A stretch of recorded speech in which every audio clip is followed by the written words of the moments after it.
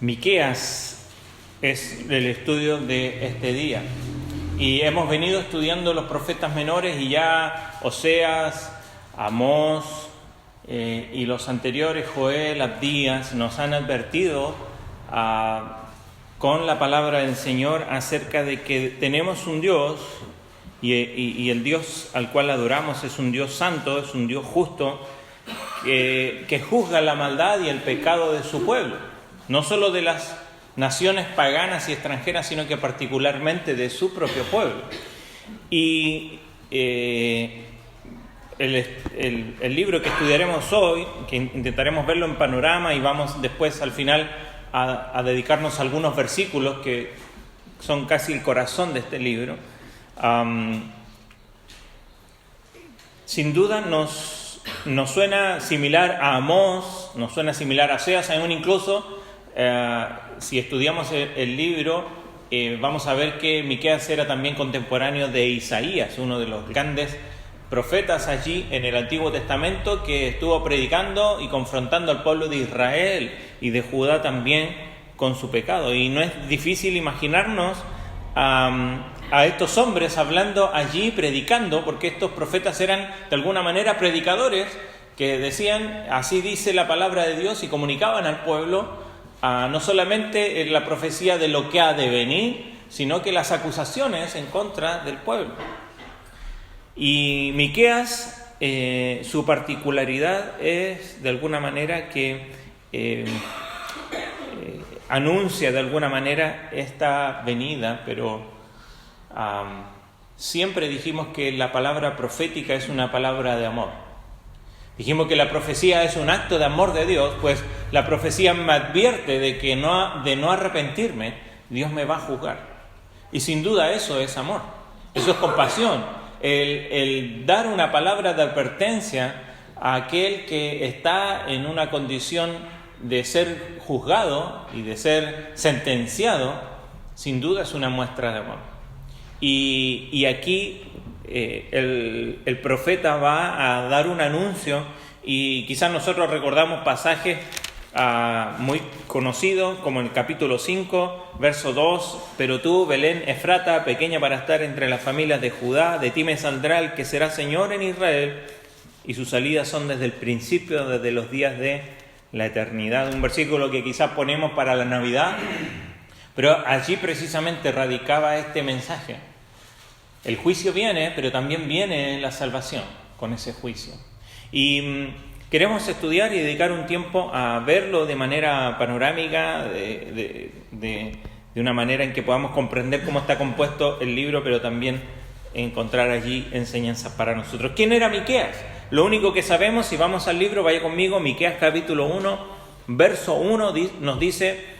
Yo voy a estar leyendo en la NBI, por si acaso. Dice: esta es la palabra que el Señor dirigió a Miqueas de Moreset durante los reinados de Jotam, Acaz y Ezequías, reyes de Judá. Esta es la visión que tuvo acerca de Samaria y de Jerusalén. Y eso ya nos dice a quién habló Miqueas, a Samaria y Jerusalén, aunque Samaria hablando del reino del norte, pero también Jerusalén hablando de Judá, el reino del sur, ¿no? Y particularmente termina hablando más a Judá que a Israel, pero tiene esta doble ministerio. Si vio el video que pasamos en la semana, se pudo dar cuenta un poquito cómo estaba el graficado. Y habla en este tiempo de los reyes Jotam, Acaz y Ezequías, reyes de Judá. Era de Moreset, que era una aldea como de aquí a Chapicuí, como 36 kilómetros al sur oeste de Jerusalén, y por lo tanto era un hombre al parecer de campo. No sabemos si era campesino, no se nos dice nada de él, a diferencia de como vimos hace unas semanas atrás con Amós y otros profetas. Simplemente sabemos que no era un citadino, pero él viene a las ciudades, tanto Samaria como Jerusalén, y da la palabra que Dios le ha entregado. Y dice allí que fue durante el periodo de estos reyes. Y de estos gobernantes, Jotam y Ezequías, por lo menos, fueron reyes que ayudaron a la nación, ¿no? Ha visto que cuando nos vamos a los libros de los reyes dice: y reinó Jotam, ¿no?, desde tal año, y dice, hicieron lo malo ante los ojos de Dios, o hizo lo bueno ante los ojos de Dios. La verdad es que del reino del norte todos hicieron lo malo, del reino del sur hubieron algunos reyes que sí hicieron lo bueno, y algunos de ellos fueron Jotam y Ezequías también, pero Acaz fue un hombre realmente impío que vendió a la nación a la idolatría. ¿Se acuerda cuál es la gran acusación de los profetas a Israel? Es la idolatría, que se volvieron a la idolatría. Lo vimos en Oseas la semana pasada, de este adulterio espiritual, de cómo se entregaban a otros dioses, ¿no? Y de eso surgen una ramificación de pecados, ¿no? Desde la injusticia, ¿se acuerdan? Que vimos con Amós, con Joel, la inmoralidad, ¿no? Y otra serie de pecados y abusos también en la nación.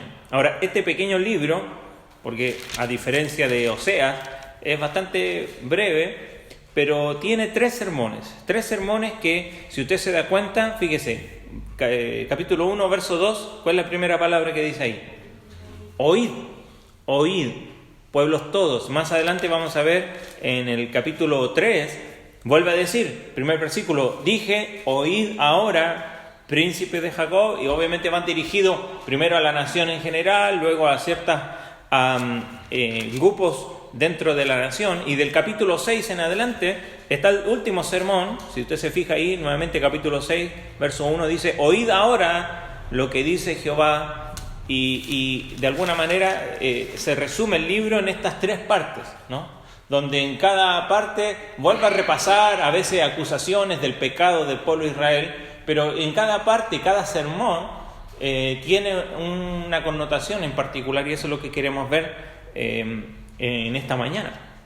Lo primero que dice Miqueas al pueblo, fíjese, vamos a ir leyendo. Yo voy a estar leyendo, como le dije, en la NBI, para que usted me acompañe también ahí en la versión que tenga en su Biblia. Dice, verso 2 del capítulo 1, escuchen pueblos todos, preste atención la tierra y todo lo que hay en ella, desde su santo templo, el Señor omnipotente, será testigo en contra de ustedes. Miren, ya sale el Señor de su morada, ya baja y se encamina hacia las cumbres de la tierra.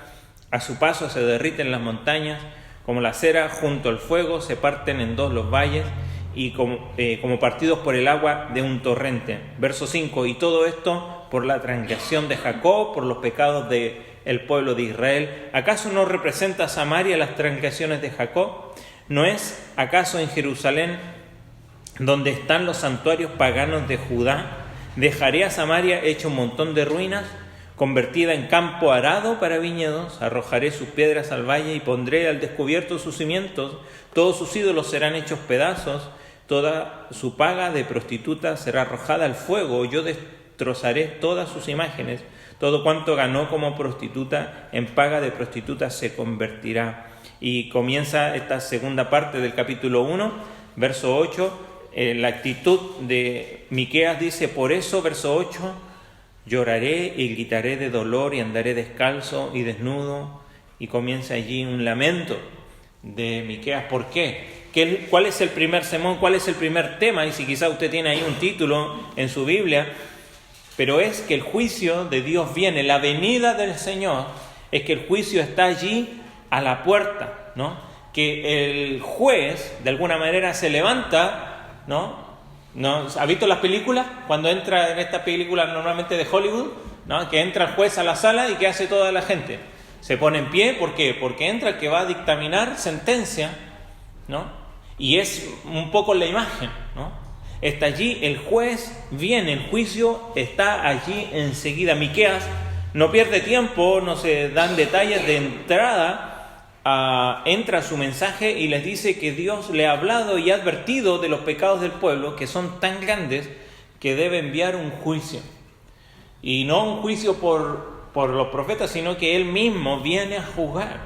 Y nombra ciudades aquí, fíjese, en el lamento, en la primera parte menciona a Samaria, menciona a Jerusalén, habla ahí de la transgresión de Jacob, hablando de la nación. Recuerde, Jacob, ¿no? a Jacob se le cambió su nombre por Israel y es de donde toma nombre el pueblo. Entonces está hablando ahí de la nación, las ciudades capitales.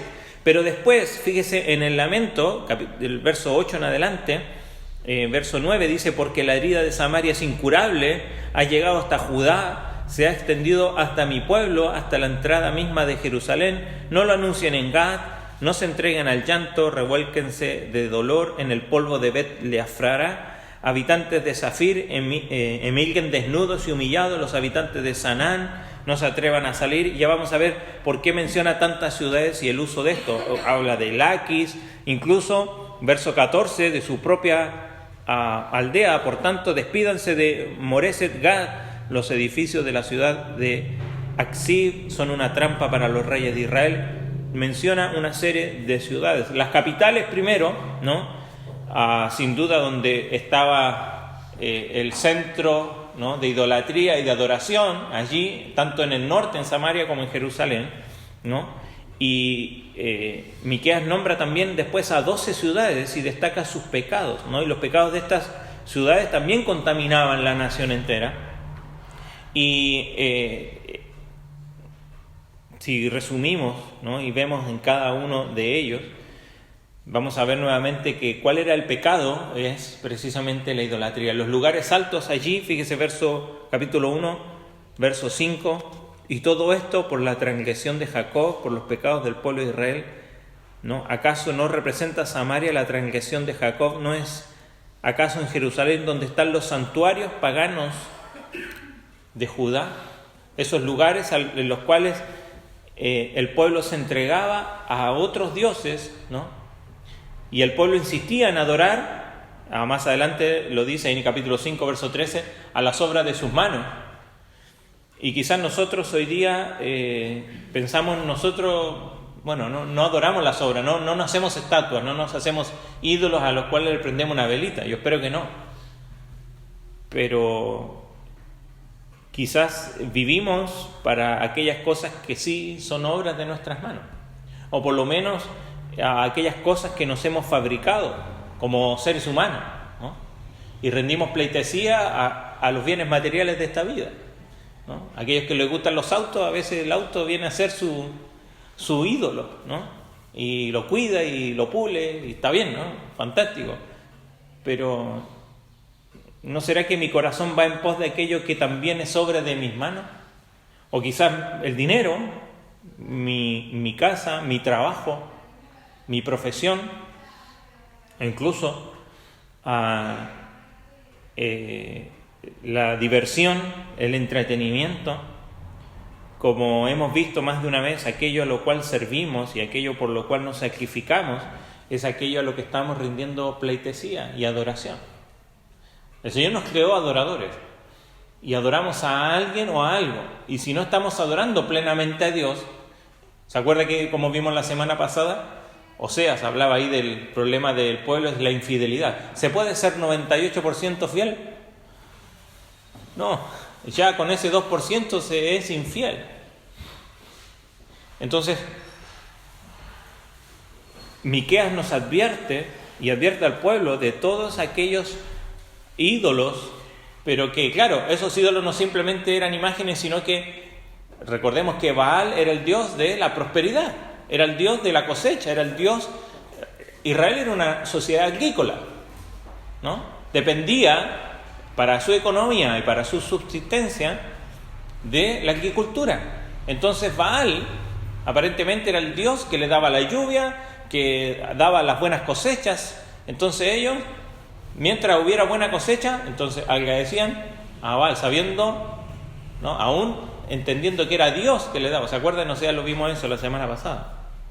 Bueno, nosotros quizás ya no adoramos a Baal, pero adoramos a aquello que nos da todo lo que nos sostiene, ya sea en lo económico o emocional, o en nuestra vida, nuestro trabajo, en la posición que queremos o tenemos. Y Miqueas advirtió que vendría un día cuando Dios iba a destruir todos los ídolos del pueblo y los iba a convertir en polvo. Ahí lo dice versos 6 y 7. Ahora, el capítulo 2, vemos el pecado aquí de la codicia. Fíjese, interesante. Ay, dice, ahora estoy en la Reina Valera, hay de los que en sus camas piensan iniquidad y maquinan el mal, y cuando llega la mañana lo ejecutan porque tienen en su mano el poder, codician las heredades y las roban, y casas y las toman, oprimen al hombre y a su casa, al hombre y a su heredad. Por tanto, así ha dicho Jehová: aquí yo pienso contra esta familia un mal del cual no sacaréis vuestros cuellos, ni andaréis erguidos, porque el tiempo será malo. Dice, ya no andaréis erguidos. Esa era la actitud, ¿no?, de arrogancia. ¿Por qué? Porque tenían el poder para hacer lo que querían. Y dice allí, ellos maquinan de noche, piensan, planifican, esto no es al azar, planifican de noche lo que van a hacer y se levantan y lo primero que hacen es ir a por ello en la mañana. Y uno pensaría, wow, qué malvado. Pero sin duda, como lo dice Colosenses 3:5, que la codicia es idolatría. El Señor Jesucristo nos dice, mirad y guardaos de toda avaricia, porque la vida del hombre no consiste en la abundancia de los bienes que posee. Pero vivimos en una sociedad en la cual nosotros estamos ahí mezclados y estamos siendo influenciados por ella, y nos hace creer que la vida consiste en la abundancia de los bienes que se poseen, y no solamente bienes materiales, sino que también hay bienes inmateriales en nuestra vida, como el tener una posición en la sociedad, un lugar de reconocimiento. Cualquier cosa que yo le atribuyo ese bien por el cual quizás me esfuerzo y entrego mi energía, y que estoy pensando mañana cómo voy a hacer para llevar adelante esto y cumplir con esto. El otro día leía, vivimos en un mundo que todo el tiempo nos está motivando a ser exitoso, ¿no? Esas charlas motivacionales, ¿no? Y que tú lo puedes y alcanzas y que tienes que esforzarte. Y decía como un grafite así, bueno, la primera charla motivacional se dio en el jardín del Edén, ¿no?, de Satanás a Eva, ¿no?, que haz lo que o sigue tu corazón. El pueblo no solamente era codicioso, sino que usaba de medios ilegales para conseguirlo. O sea, el fraude, las amenazas, la violencia, el aprovechamiento, la corrupción, saltarse la ley, aprovechar tanto de su posición o de la posición de otros para tener un lugar. Pero, ¿cómo responde Miqueas a ese terrible mensaje de juicio? Lo vimos recién. Verso 8 de capítulo 1, yo lloraré y gritaré de dolor, dice la NBI, andaré descalzo, desnudo. Miqueas lloró y se lamentó, y él envió este mensaje personal de alguna manera a cada una de estas ciudades, y los hace advirtiéndoles que el día de la ira de Dios está allí a la vuelta de la esquina, y lo hace de alguna manera con una especie de sarcasmo. Porque solamente como dato, ¿no? Pero algunas palabras aquí, como hay una ciudad allí en el verso 10 al final, Bet Leafra, esa palabra, Afra significa polvo, y ellos dicen que se van a revolcar en el polvo. Zafir significa hermoso, y ellos dicen que la gente saldrá desnuda, avergonzada. Sanaán quiere decir salir, pero los ciudadanos temerán demasiado para salir, y ocupa, ¿no?, los recursos literarios. Yo tengo acá la versión NBI y está en verso. Este libro, a excepción de ciertas porciones que son narración, todo el libro está escrito en versos, ¿no? Porque de alguna manera nosotros, quizás usted se acuerda, yo me acuerdo de las de Gabriela Mistral, quizás usted de la Juana Ibarburu, no sé, pero alguna poeta, alguna poetisa, nos queda en la memoria los versos, se memorizan en nuestra mente. Y así es como está escrito el libro. Y lo escribe usando todos los recursos literarios para poder llegar al corazón. Si hay algo que vamos a ver acá en el libro de Miqueas, es que Dios utiliza al profeta para llegar al corazón de su pueblo. Porque lo que quiere Dios es eso. No quiere simplemente que derriben los Baales, sino que quiere conquistar y transformar lo que estuvimos estudiando todo el año pasado. Si hay un profeta que nos habla acerca de transformaciones, es este. Entonces Miqueas aquí da este mensaje, ¿no? Y usa de todas las maneras para llegar con su mensaje al pueblo. ¿Y cómo reacciona la gente a la predicación de Miqueas? Fíjese, capítulo 2, verso 6, ¿qué dice?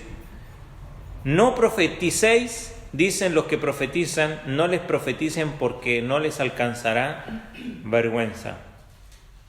O sea, el pueblo, en vez de decir, gracias Miqueas por la advertencia, dice, igual que Amós, ¿no?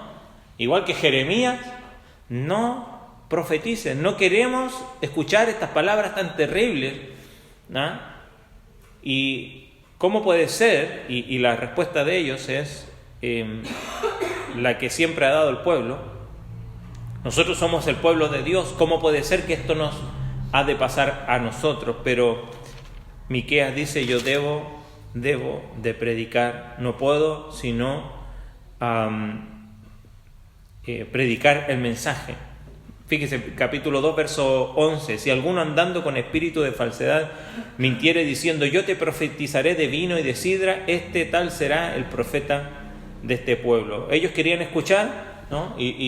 Oye, si les ofrecían una buena paga, entonces les decían al pueblo lo que el pueblo quería escuchar, y sigue siendo en el día de hoy lo mismo, lo que escuchamos a veces, aún incluso en iglesias que se denominan cristianas, ¿no? El mensaje que el pueblo quiere escuchar, pero ¿sabes? Dios está diciendo hoy también, por medio de Miqueas, Dios juzga y viene el juicio de Dios sobre su pueblo.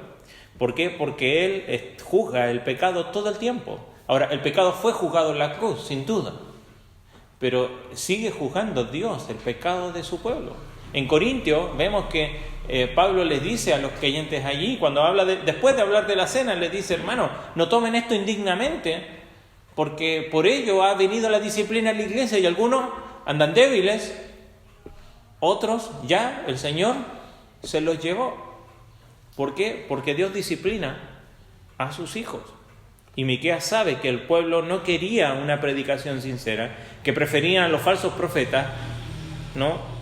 Pero él, a pesar de todo eso, él seguía predicando el mensaje que Dios le había mandado a hacer. Y de la misma manera, quizás el mensaje del Evangelio no es atractivo al mundo porque habla del pecado, habla de la ira de Dios. ¿Cómo hacer eso atractivo? Hablemos de otras cosas más bonitas.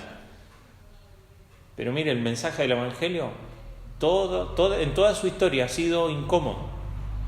Pero también a través de toda su historia, tanto los creyentes débiles, ¿no?, inmaduros, han intentado suavizar el mensaje del Evangelio, diluyéndolo. Ya lo decía Pablo a los Gálatas, ¿quién os fascinó? ¿No? ¿Quién los distrajo?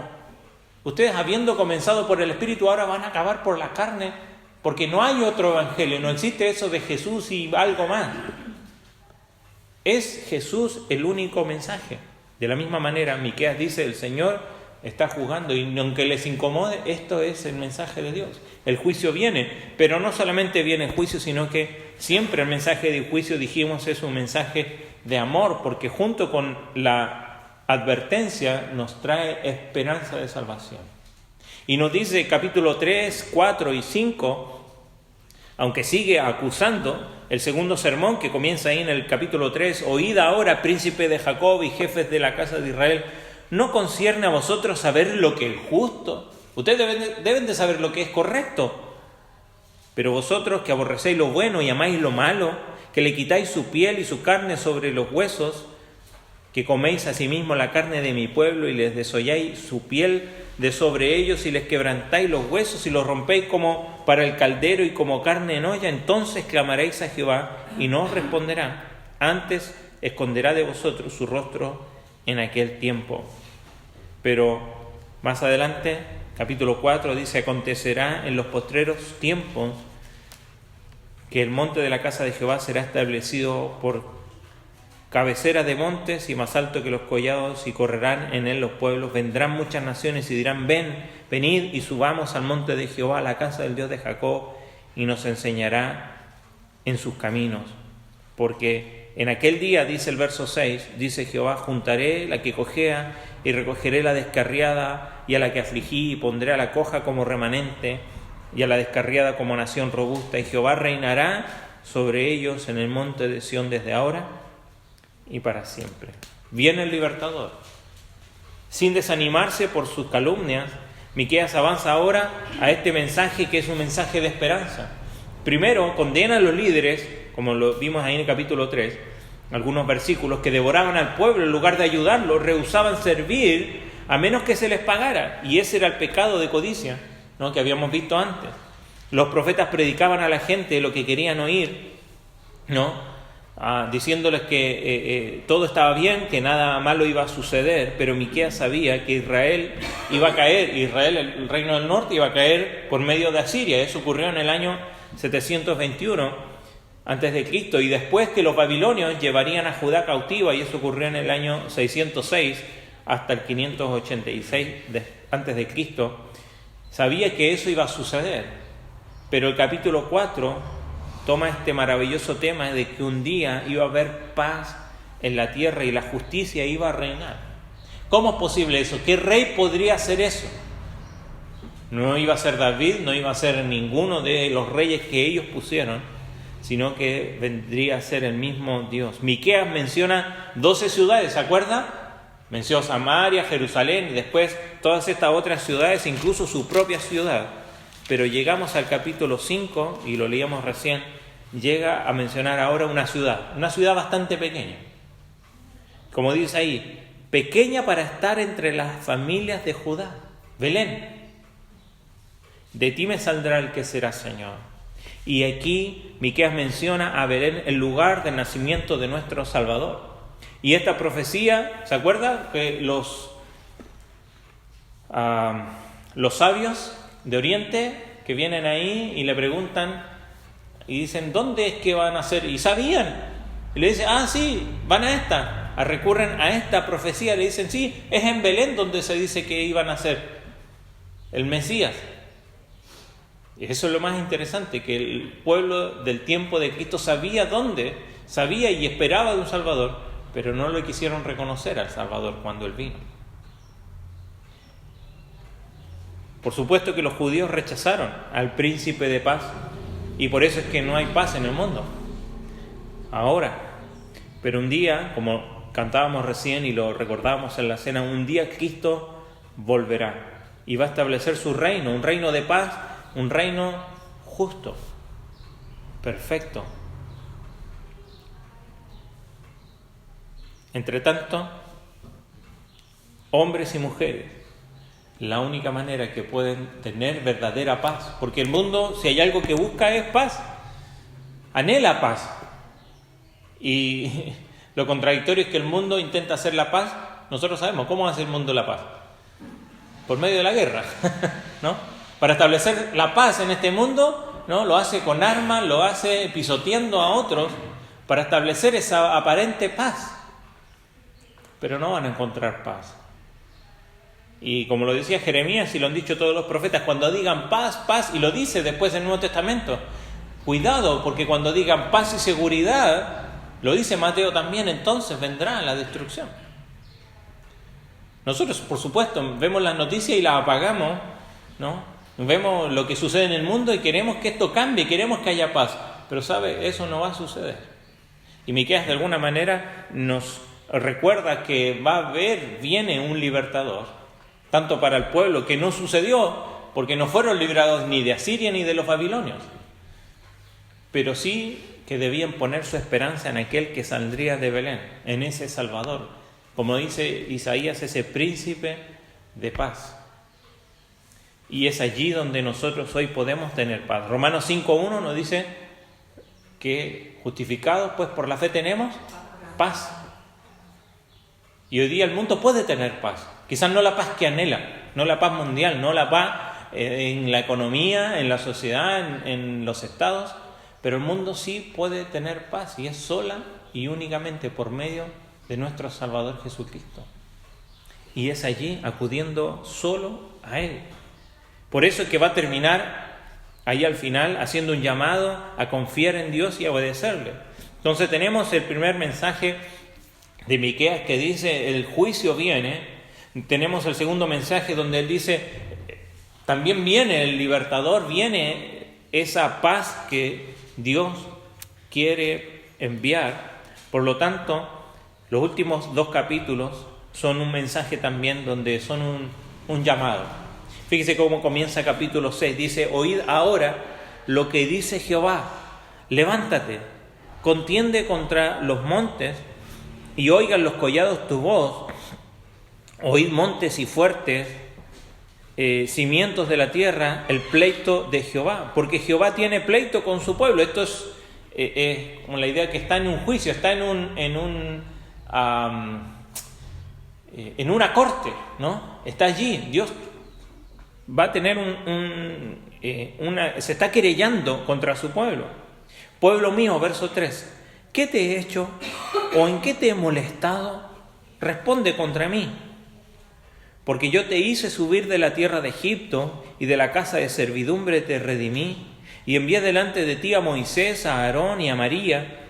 Pueblo mío, acuérdate ahora qué aconsejó Balac, rey de Moab, y qué le respondió Balaam, hijo de Beor, desde Sittim hasta Gilgal, para que conozcan las justicias de Jehová. Y acá, no sé si usted tiene un título, pero algunos ponen aquí que el pueblo responde, y yo pienso que es más bien que Miqueas responde aquí. Y dice verso 6, ¿con qué me presentaré ante Jehová? Y adoraré al Dios Altísimo. ¿Me presentaré ante Él con holocausto o con becerros de un año? ¿Se agradará Jehová de millares de carneros o de 10,000 arroyos de aceite? ¿Daré mi primogénito por mi rebelión? Que era lo que hacían, ¿no? Sacrificaban sus primogénitos ahí a Milcom, ¿no? A un dios. Les prendían fuego para supuestamente estar en paz con los dioses. Dice allí, daré mi primogénito por mi rebelión, el fruto de mis entrañas por el pecado de mi alma. De alguna manera están preguntando, ¿cuánto se necesita pagar para tener perdón? Eso es lo que están diciendo. Y está la respuesta, de alguna manera, de Dios por Miqueas. Hombre, Él ya te lo ha dicho, te lo ha declarado lo que es bueno. ¿Y qué pide Jehová de ti? Solamente hacer justicia, amar misericordia y humillarte ante tu Dios. La escena aquí, sin duda, como dijimos, es de una corte judicial y Dios está llamando a su pueblo para juicio. Declara tu caso contra mí. Tengo una queja contra ti, le dice el Señor, porque he hecho todo lo que podía. Sin embargo, ¿se acuerdan? Lo vimos en Amós, lo vimos en Oseas. He hecho todo para llamarte y el pueblo no se vuelve hacia mí. Te saqué de Egipto, te conduje por el desierto, te protegí de tus enemigos. ¿Qué más podría haber hecho? Pregunta Dios. Y como dijimos, Miqueas responde, no sé si en representación del pueblo, pero él por lo menos entiende esto y dice, hemos pecado. ¿Cómo podemos reparar todo lo que hemos hecho? Es la pregunta de Miqueas. ¿Cómo podemos hacerlo?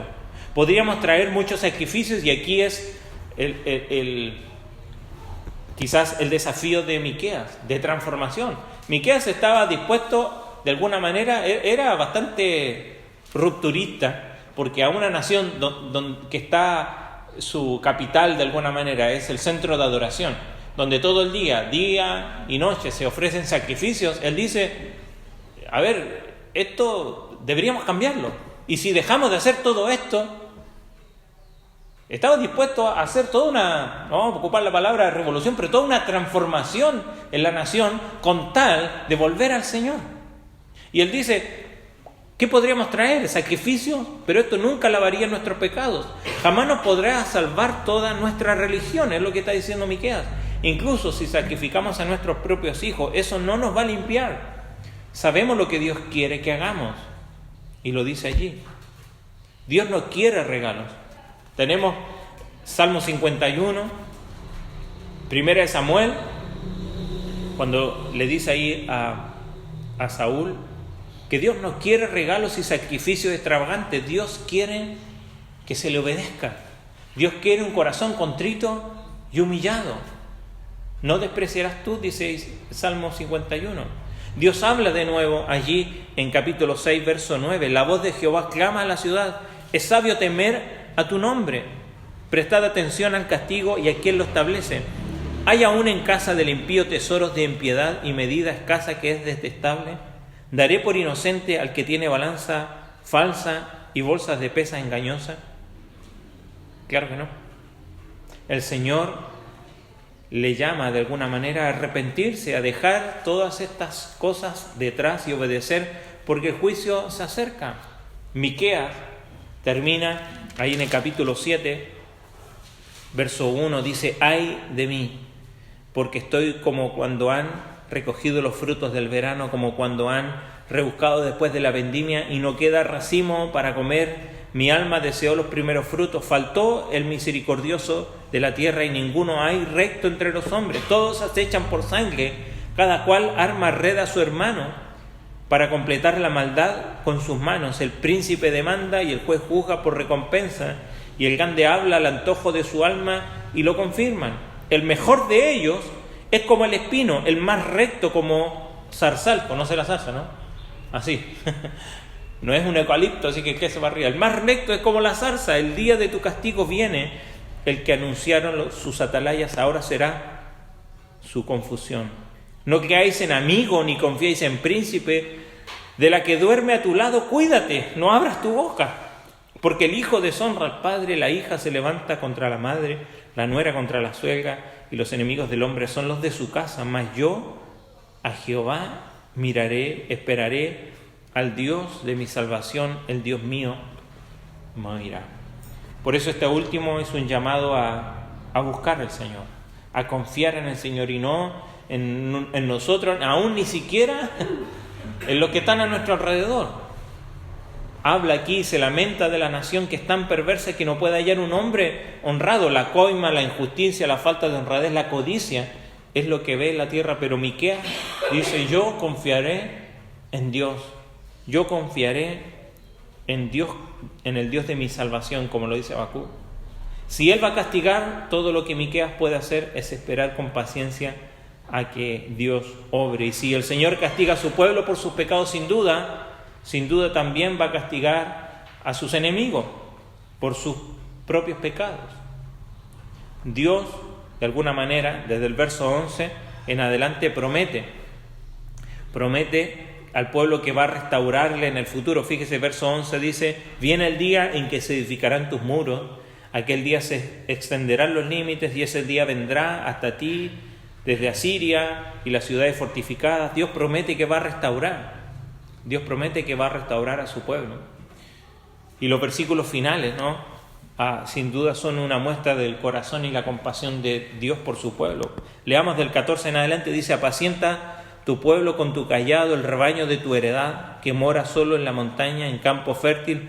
Busqué pasto en Basán y Galaad como en tiempo pasado. Yo le mostraré maravillas como el día que saliste de Egipto.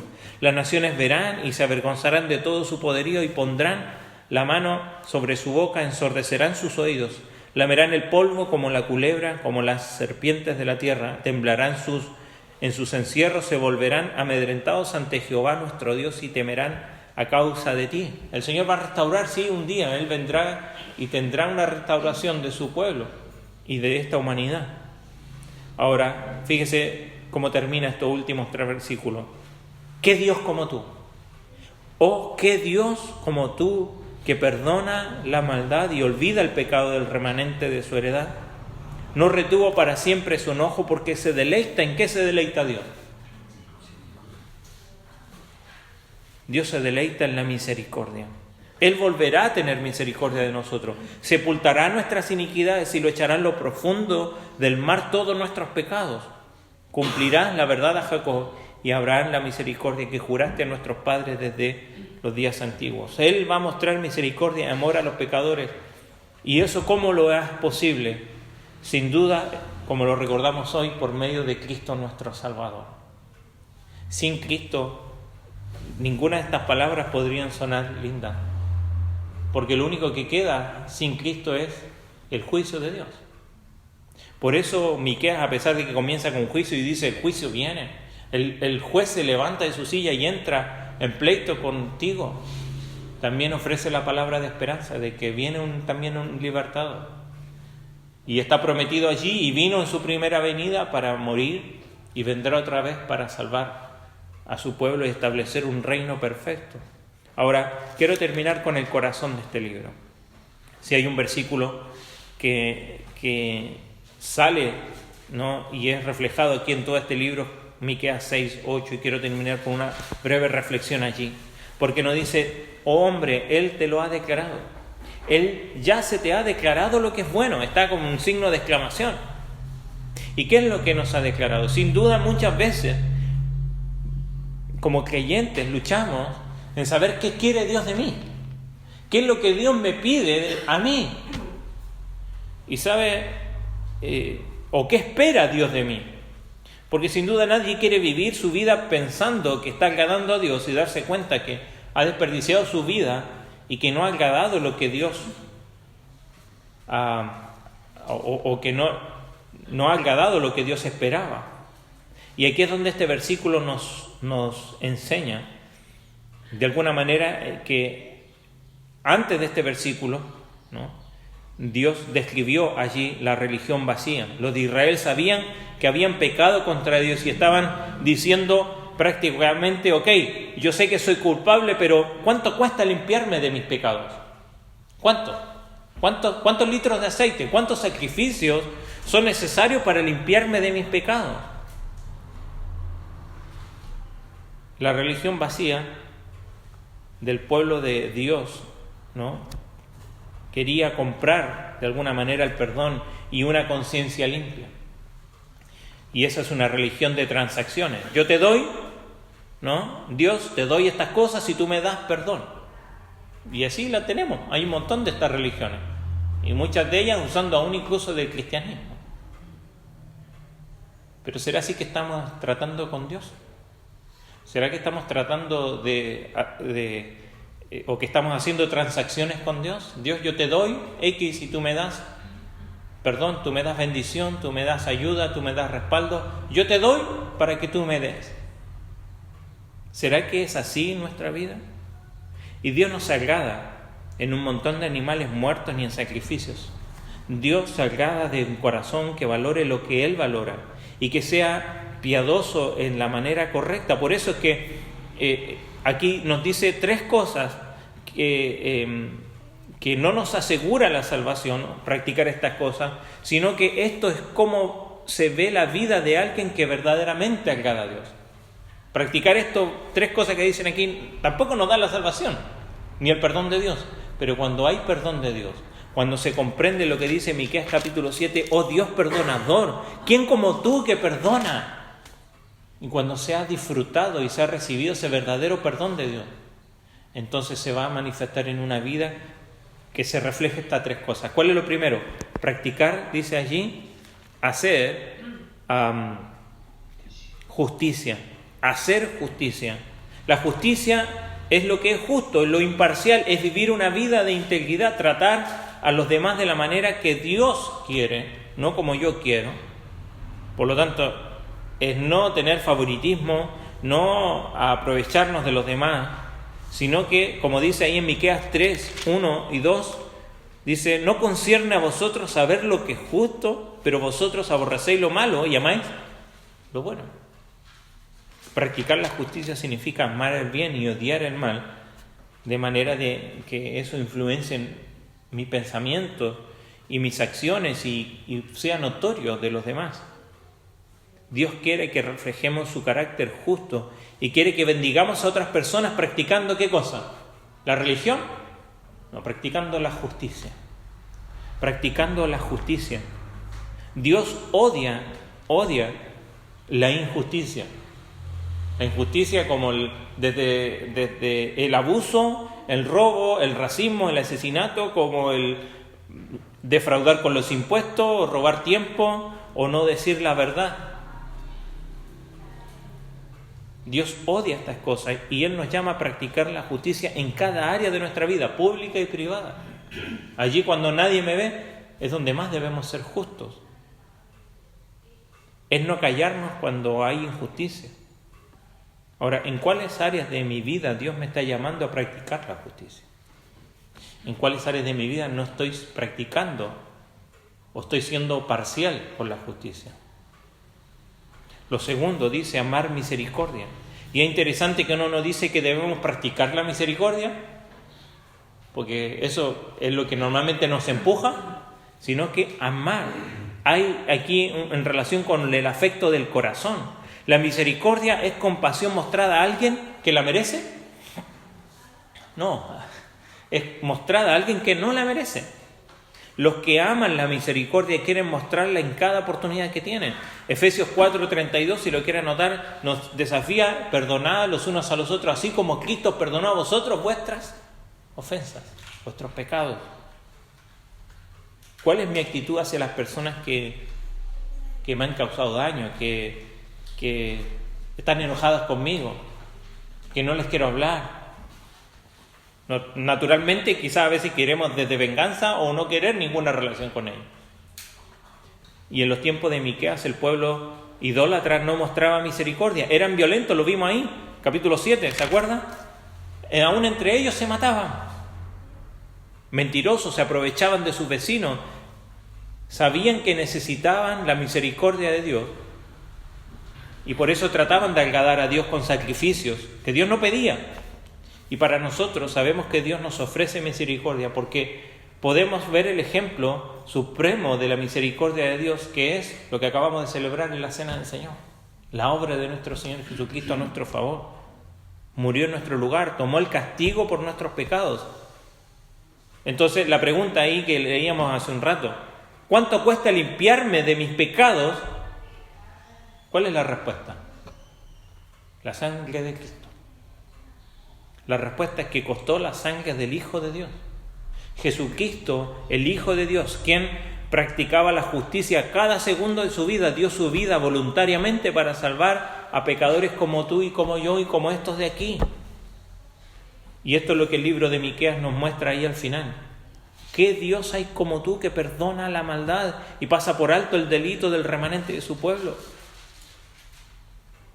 No sé si ha navegado alguna vez, pero cuando uno está en lo profundo del mar, si algo se le cae, perdió nomás, no tiene cómo rescatarlo.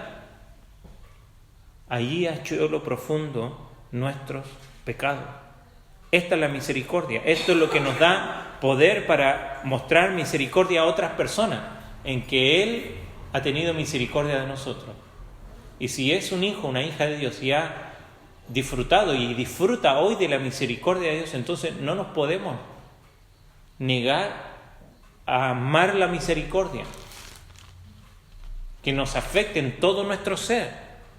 Amar la misericordia. ¿A quiénes en tu vida necesitas mostrar misericordia? Ya sea perdón, o servicio, o ayuda, o amando a una persona que en tu catálogo dice no se lo merece. Para amar la misericordia necesitamos recordar la misericordia de Dios y darnos cuenta que Dios quiere y puede ministrar su misericordia a través tuyo y mío. Recuerde, somos canales amorosos para la gloria de Dios. Y por último, humillarnos ante Dios. Dice, y humillarte ante tu Dios. Una versión más cercana es andar humildemente con tu Dios. Esa es la idea. La Biblia de la América lo dice así. Humillarte ante Dios no es algo que hacemos una vez y ya está, sino que es un estilo de vida de andar diariamente humillándonos ante nuestro Dios, recordando, no humillándonos ahí arrastrando por el piso, sino recordar que Él está en los cielos y que nosotros estamos aquí. Recordar cuán grande es Él, como dice el himno, y cuán pequeños somos nosotros. Y a pesar de todo eso, Él quiere, por medio de Cristo, tener una relación contigo. Diaria, todo el tiempo está buscando, como dijo en Oseas, nos seduce todo el tiempo y nos busca. Las primeras dos características, practicar la justicia y amar misericordia, se hacen hacia nuestros hermanos, pero esta es algo que se trata de mi relación con Dios. Y para andar humildemente con nuestro Dios necesitamos cultivar una relación con Él profunda, escuchando su voz, dando nuestra alabanza a Él, nuestras cargas en oración, nuestra ansiedad sobre Él. Necesitamos amar lo que Él ama y odiar lo que Él odia. ¿Cómo sabemos eso? Bueno, para eso nuestro tiempo con Dios, en su palabra, de conocerle, de leer, de pedir consejo, de buscar. Podemos pasar 2 horas viendo una película o 1 hora y media viendo un partido y nos cuesta pasar 15 minutos en una lectura, en la palabra del Señor. Sin duda hay que querer seguir y agradar a Cristo más que cualquier otra cosa. No tratar de comprar su aprobación, como lo intentaba hacer el pueblo aquí con un sinfín de sacrificios. Dios ya hizo el único sacrificio necesario. Y este sacrificio de su Hijo en la cruz me da la oportunidad de disfrutar de esa relación profunda con Él. Y cuando andamos humildemente con nuestro Dios, nuestra vida hace lo que dice ahí Miqueas capítulo 4, verso 5. Aunque todos los pueblos anden cada uno en el nombre de su Dios, nosotros con todo andaremos en el nombre de Jehová nuestro Dios eternamente y para siempre. ¿Cuál es la motivación para tu vida espiritual? ¿Por qué vienes aquí? ¿Qué es lo que te motiva a asistir a la iglesia? ¿Qué es lo que te motiva en todas tus interacciones con los demás, con tus familiares, con tu vecino, con aquellos que crees que no merecen de la misericordia? ¿Qué espera Dios de ti? Bueno, ya lo sabes, aquí está. Y el Señor simplemente espera que nos pongamos por acción. Él ya te lo ha declarado, ya te ha dicho lo que de ti se espera: practicar justicia, amar misericordia y andar humildemente ante el Señor. Amén. Vamos a ponernos en pie, vamos ahora.